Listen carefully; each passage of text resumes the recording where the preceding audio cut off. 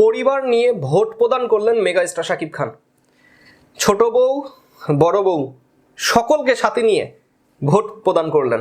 আপনারা দেখতেই পাচ্ছেন নায়িকা শবনম বুবলী তিনি ভোট দিয়েছেন এবং সেটার প্রমাণস্বরূপ সোশ্যাল মিডিয়াতে ছবি আপলোড করেছেন।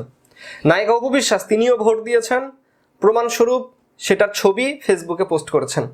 এবং শাকিব খান তিনিও যে ভোট প্রদান করেছেন সেটা জানিয়ে দিলেন চিত্রনায়িকা মিষ্টি জান্নাত। বাংলাদেশ চলচ্চিত্রে সপরিবারে যদি কেউ ভোট প্রদান করে থাকে সেটা মেগাস্টার শাকিব খান।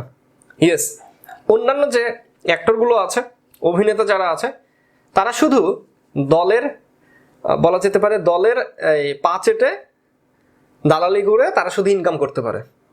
অন্যান্য যে আর্টিস্টগুলো আছে তারা ফেসবুকে লাফালাফি করছে, ভোট কেন্দ্রে কিন্তু কেউ যায় নাই। হ্যাঁ, ওইদিকে আমরা দেখেছি অনন্ত জলিল এবং বর্ষা, তাদের দুইজনকে।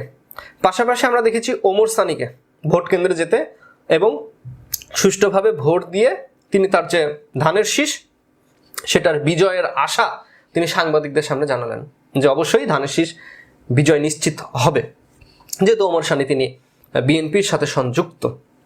এদিকে মেগাস্টার শাকিব খান, শবনম বুবলী, অপু বিশ্বাস তারা কোন দলকে কোন প্রার্থীকে তারা ভোট দিয়েছেন এ বিষয়ে কিছুই জানা যায়নি।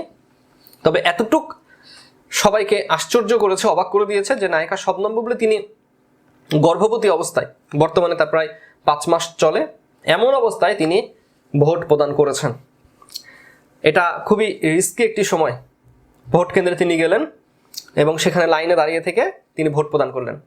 ভাই ব্রাদার, বাংলাদেশ চলচ্চিত্রে আমরা অনেক নেতা, চেয়ারধারী ম্যান, চলচ্চিত্র শিল্পী সমিতির অনেক গণ্যমান্য মাথামোটাকে আমরা দেখেছি। তারা শুধু সোশ্যাল মিডিয়াতেই বা নিউজের পাতাতেই তারা বয়ান দেয়, কিন্তু তারা নিজে থেকে ভোট কেন্দ্রে গিয়ে ভোটটা প্রদান করে না।